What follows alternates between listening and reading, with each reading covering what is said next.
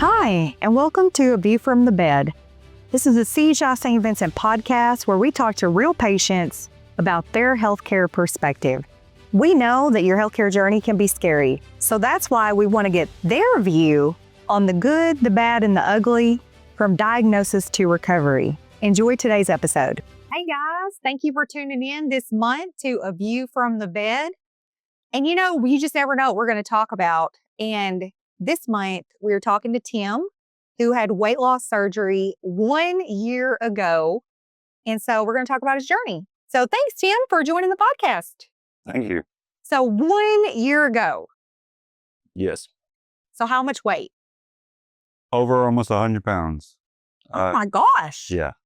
I started off almost 295 pounds and I'm down to 193.8. That's awesome. Congratulations. Yes, thank you. So we're going to back up a little bit because a lot of our viewers have questions about weight and what they can do.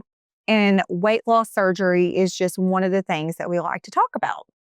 And so go back to the very, very beginning. Like, what made you want to start your weight loss journey and why weight loss surgery? The funny thing about that is I thought about it, talked about it. Then my wife decided she was going to do it and we were going to do it together. And that didn't happen because my wife ended up getting sick. But I ended up still doing the weight loss. And the reason why was my blood pressure was out of whack, almost stroke level. Being a police officer, running upstairs and chasing people I was just out of breath really quick. I tried pretty much everything and I decided to go with this route.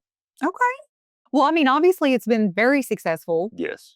And so has weight been something you've always struggled with, or did you just struggle with it as you got a little older? Yeah, I've always been a big guy. In high school, I was like 215. Didn't realize how much weight I was gaining until one day I looked in the mirror and I had a double chin. That happens. Yep. I feel like, too, it's just, especially as you get older, and you get out of high school, it can kind of creep up on you really quick. Yep. Your metabolism kind of starts to slow down when you hit a certain age. And so it's just a little easier to just put those pounds on. Yes, definitely working at night as a police officer. You're sitting in the car a lot. Not a lot of restaurants are open at night, but you got fast food open. And, McDonald's was the way to go because you got McDonald's, you had gas station food. That's true. You just kept eating unhealthy stuff at night. And that's what I did. And it caught up pretty quick. It's so crazy you bring up gas station food because I was talking to one of our weight loss surgeons in Hot Springs, actually, and one of his patients is a truck driver and was talking about how gas station food was kind of the reason why he gained weight. But you don't think of other professions such as police officers, firefighters, or anybody really that works nights really depend on gas stations and those 24-hour drive-through windows for meal options if you can't carry, a little lunchbox with you or have a microwave.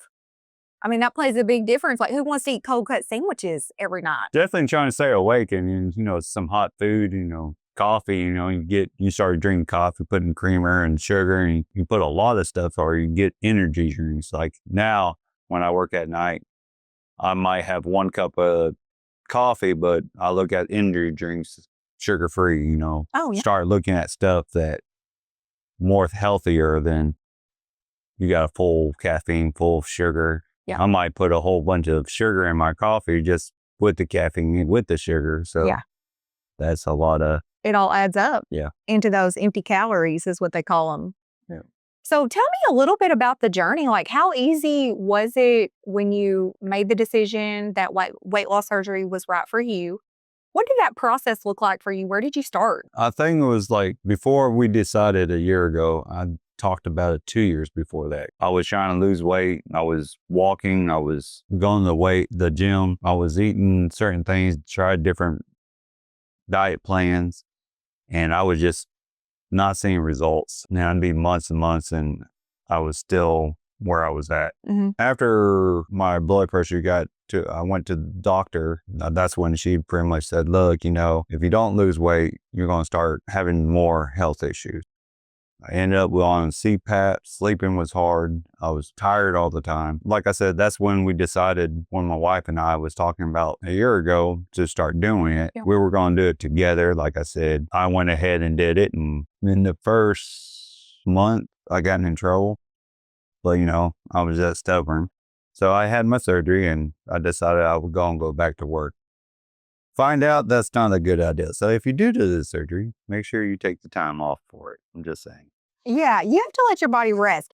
And, you bring up a good point because, the surgery itself is not very hard. No. You get a few puncture holes in your abdomen, so it's minimally invasive. And actually, when you go home the next day, you feel really good. Yeah, you don't, it's not, I had hernia surgery, and that's another reason why I had the surgery, because the doctor told me that more weight I gain, more causes of my hernias will come back. So sure. That was also another reason. You go under, you do your surgery, you stay one day in the hospital, and get up and walk, and you don't feel a lot of pain in your stomach area, and You're just kind of sore. Yeah. Just a little sore, but you took it a little far. Yes, I did. So, and thought you could go to work. well, I also kind of heard that night you went home, you taught a self-defense class. Yeah. So don't do that. Yeah. Don't listen to the doctor. I'm just saying, probably the best part there. So yeah, I went home that Thursday and went taught a class, and my students laughed at me because pain pills were still involved with that teaching that night. So I bet. It was pretty funny. They enjoyed it, I guess. Yes. And but I'm really glad though that you are willing to talk about that, because we do have a lot of individuals that if they feel good, they think they can go back to normal activities. Yep. And what you don't realize with weight loss surgery is, one, your body is going through the calorie deficit. You haven't figured out how much you can do before your tank is empty. And you can't put a lot in your tank, at each time. I mean, it's like a tablespoon at a time. But then two, you just had 75% of your stomach removed and your body's healing even though you feel okay. So I'm glad you bring that up because, you're not the only one that has probably done some non-compliant things. But the important thing, though, is you got back on track. Yeah. Yes, I did. After the assistant of the doctor saying that I wasn't going back to work. Well, sometimes that's what it takes. Sometimes. Yeah. Plus, after surgery, you're on liquid diet. And plus, you're drinking little cups, and it's really hard to get used to that. Then you're forgetting, hey, I need a drink. I need to stay hydrated.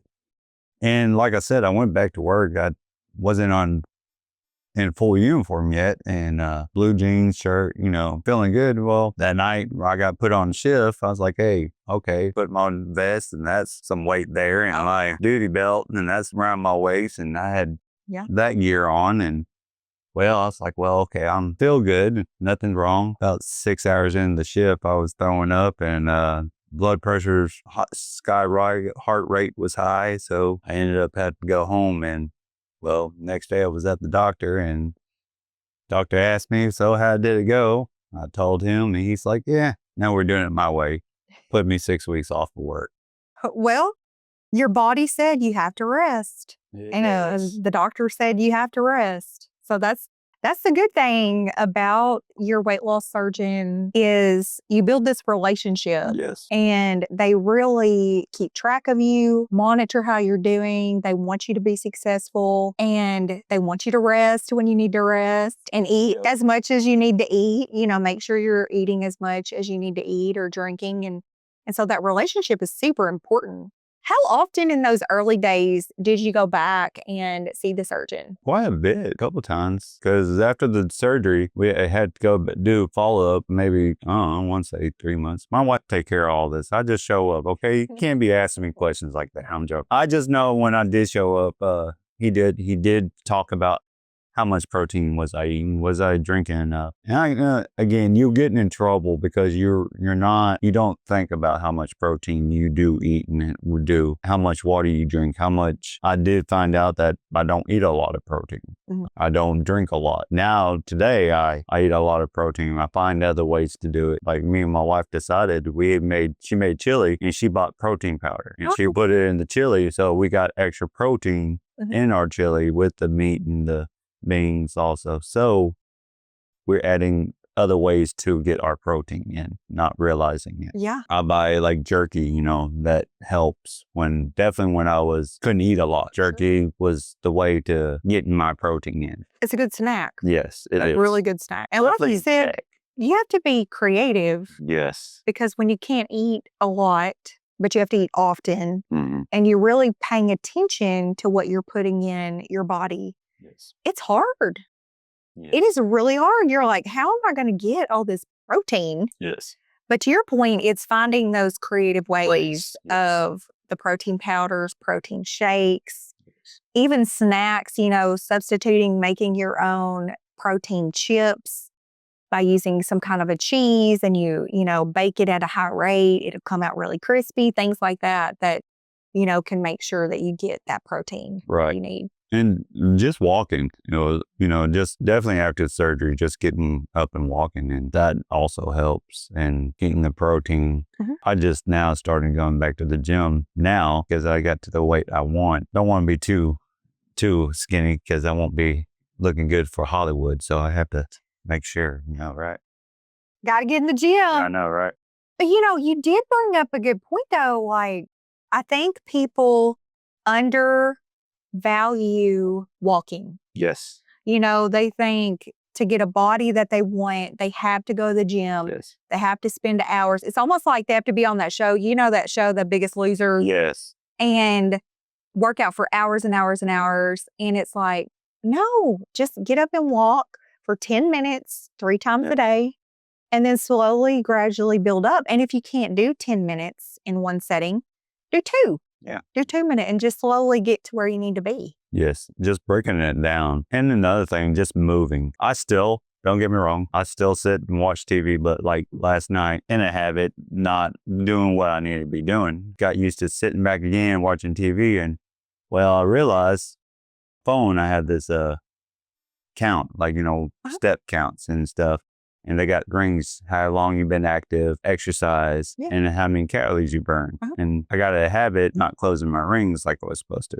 Last night, I got up. I didn't get back in my habit. So I got up and went on my walk, closed all my rings. It's easy to fall back a little bit into the habits you have. Yeah. And you got to realize you got to stay on track. Like sodas, I had a drink of my wife's Dr. Pepper. I almost threw up. That was nasty. I just couldn't take. I was like, nah. You find stuff like different tastes is different to you. Cottage cheese. I didn't like cottage cheese. Now I love cottage cheese. I eat it. Yeah. Your body will crave different things that you didn't crave before. Like you mentioned, cottage cheese, or you can't stand the taste of certain things anymore, which is good because you don't eat sodas anymore. Yeah. But you bring up a really good point. It really is a lifestyle change. Yes. Like it's something that it's not an easy way out.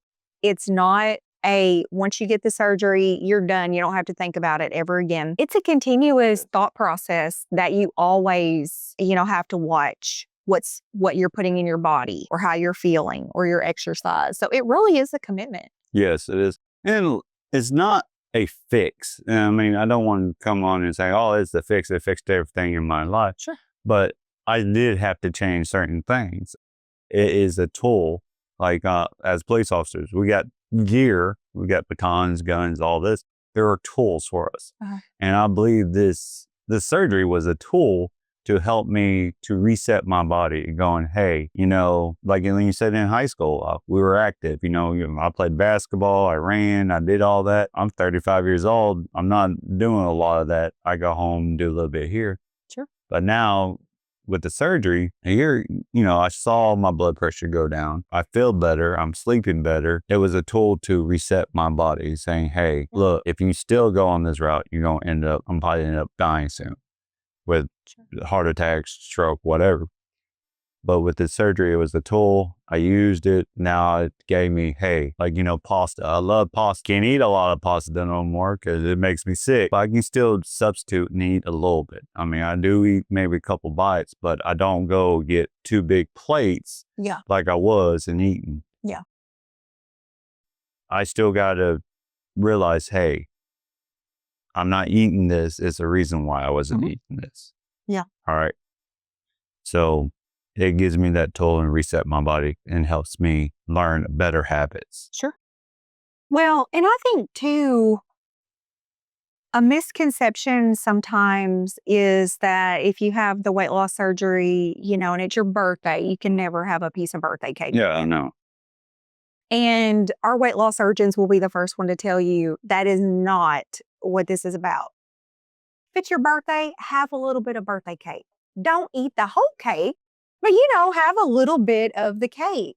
If it's a special occasion, have a little bit of what you want. And we're talking, it's December and we're holidays. If you go to a holiday party, you don't have to not eat some of the things that you enjoy. Just get little pieces of each of the things that you like instead of, to Tim's point, plates, plates and plates. So I think especially around the holidays, it's really important to... Pecan pie. I had one sliced not long ago. Yeah. And I didn't eat the whole thing, but I ate it and it was good. And I go out and get milkshakes still, but I don't get a large, I get a small. Yeah, you can still have those treats. And I think it's important too, since it is a lifelong change, that you have to treat yourself. Yes. And, our surgeons would say the same thing. Don't deprive yourself. No. Just limit the size. And then when you're done, take your plate and put it away from you so you're not tempted to grab more that other plate. And so it really is a commitment. It's a lifelong journey. Yes. And also knowing when you're full. And that's the thing, because you can overeat and end up getting sick. That's all in the bad part. And again, slowing down, eating, all that good stuff. And chewing, because you will get full way before you know you're full. And then you can't take that bite back out. I mean, if you can, that's great. But if you can't, most people can't. It's already going down. But, I heard someone say, never take food for granted. Yep. And I think sometimes when we think of that, we think of someone who doesn't have access to food. That those of us that do have access to food, we shouldn't take it for granted. But also what that means is when those of us that have access to lots of food, we shouldn't take it for granted, either really abuse food. And this just helps you, like you said, it's a tool to just help you understand and get to your goal. Yep. What advice would you give to someone who maybe they've been thinking about weight loss surgery for a while and maybe they're a little embarrassed or they haven't shared it with someone? What would your advice to them be? My advice would be, look at what you want in life. If you're doing it to look like Denzel Washington, I don't think that's a good reason. I think you need to look at it, why do you want it? As one of the doctors said to me, the surgeon, because like I said, we talked about it and I was afraid what people think. It doesn't matter what people think. Mm-hmm. It's my health and what I think's better for my family. Mm-hmm. I would advise them, why do you want it? I have a good friend of mine who works with me. I've been talking to him and he's to the point he's thinking about doing it. He's got kids. He wants to be running around with his kids. It's a tool. Don't think it is anything else that's going to fix the issue. It's a tool. You still won't have to change your habits. Mm-hmm. I would, if I did it again, go back and did it again, I probably would do it sooner than I did. Mm-hmm. I definitely would say yes. Yeah. It's helpful and it's definitely going to help you with your health issues.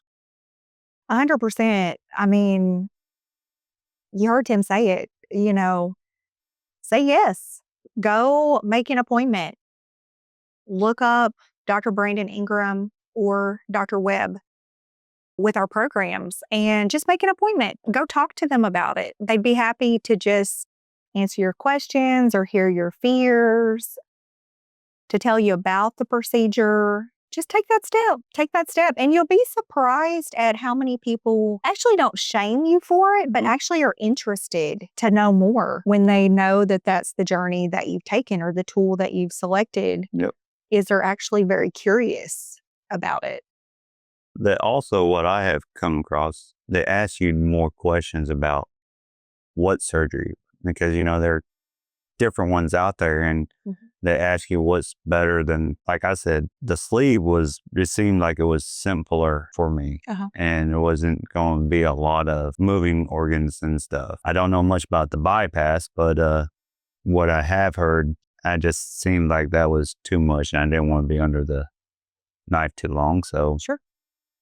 The sleeve was simpler. It just made more sense for me because that's was where I was going for. Well, and a lot of people don't understand the difference.